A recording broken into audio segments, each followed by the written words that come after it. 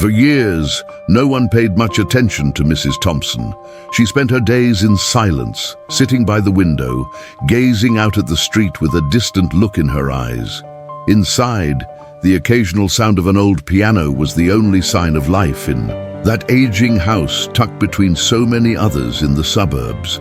When she died alone, hardly anyone attended the funeral.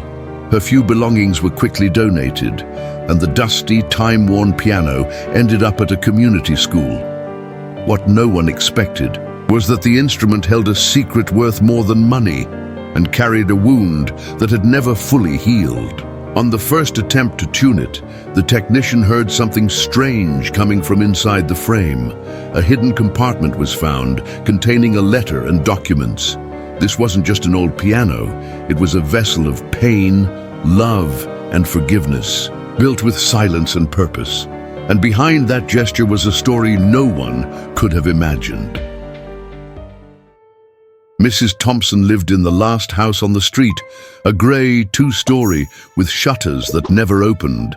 Her garden, once vibrant, had turned into a patch of dry earth with a few stubborn rose bushes. No one knew her exact age, but her tightly pinned white hair and slender, wrinkled hands made it clear that time had moved slowly through her life, and not without leaving scars. She rarely went out. Sometimes she sat on the porch in a rocking chair, a blanket over her legs, watching the world with eyes that seemed to see nothing at all. Neighbors would greet her out of courtesy, then quickly look away. There was something about the woman that inspired both respect and quiet sorrow. But the sound of the piano would break the silence. On rainy nights or quiet Sunday mornings, slow, nostalgic melodies drifted from the windows. No one knew where the music came from or why she played. It was as if the instrument was her final way of speaking to the world, or to someone only she remembered. Decades earlier, they said she had a daughter, a beautiful, lively girl who vanished suddenly. No one ever learned what happened. From that day on, Thompson changed. She never spoke of the past again, never let anyone in. And little by little, she faded into silence. When Mrs. Thompson passed away, there was no ceremony, just a brief notice in the local paper. Her few belongings were collected by city volunteers. Nothing appeared to hold value. Old clothes, worn furniture, and that piano. An upright model in dark wood, with keys yellowed by time. The instrument was donated to a neighborhood community school that offered free music lessons to underprivileged children. The principal, excited by the gift, called a local piano technician to inspect it.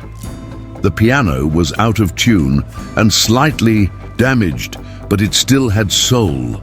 It was a fragment of someone's story. During restoration, while removing the front panel, the technician heard a hollow sound inside. Upon closer inspection, he discovered a hidden compartment behind the strings. Inside was a thick, yellowed envelope with the school's name written by hand. It contained a long letter and carefully folded documents. The papers were investments, stock certificates, government bonds, conservative fund accounts. The total value exceeded $1 million. The letter, signed by Evelyn Thompson, explained that the money was to be used solely to keep the school's music program alive, and that the piano should never leave the building. At the end of the letter, one sentence stood out: "Forgiveness doesn't change the past, but it can transform the future. This piano is how I chose to say that." For the first time, people saw Mrs. Thompson not as a bitter woman, but as someone who had suffered quietly and turned that pain into something remarkable. The letter continued, now in shakier handwriting, as if written in her final days. Evelyn gently shared that she had lost her daughter in a car accident when the girl was only 19. The only responsible, she wrote, was another young woman, inexperienced, rushed and terrified, a tragedy without cruelty. The investigation concluded no crime had occurred, only recklessness. But for Evelyn, the pain was nearly unbearable. She could have sued the girl's family, could have screamed her anger to the world, but instead she chose silence. And within that silence, something even rarer, compassion. She found out the girl came from an extremely poor family, unable even to afford legal help. So Evelyn began to assist them. Without revealing her identity, she sent anonymous support over. The years, food, medical treatment, scholarships, even rent for a modest home. The help continued for more than 2 decades.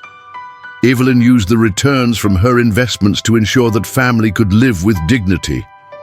"I couldn't bring my daughter back to the world," she wrote, "but I could make sure that girl's mistake didn't destroy another life." There was no bitterness in her words, only humanity. Finally, she explained that the piano had belonged to her daughter. It was on that piano she wrote little melodies that once filled their home with hope. "If it keeps playing, my daughter stays alive somewhere, and perhaps forgiveness too." It was more than a will. It was an active choice to break the cycle of pain with generosity. The school decided to turn the music room into a space dedicated to Evelyn and her daughter. In the corner, the restored piano stood in quiet dignity with a small plaque that read, "Here, forgiveness became sound." Since then, it's been played every day by children who may never know its true origin, but who feel its presence. The story spread through the neighborhood, then the city. The family of the young woman responsible for the accident learned of Evelyn's gesture and visited the school in silence, moved. The mother, now elderly, wept as she listened to the same melody her daughter had learned to play. Thanks to years of donations she never knew the source of. There were no speeches, no grand tributes, but there was reconciliation.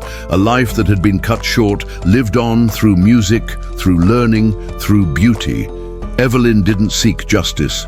She chose a rarer form of healing, one that builds something new from loss. Because true forgiveness doesn't need a spotlight.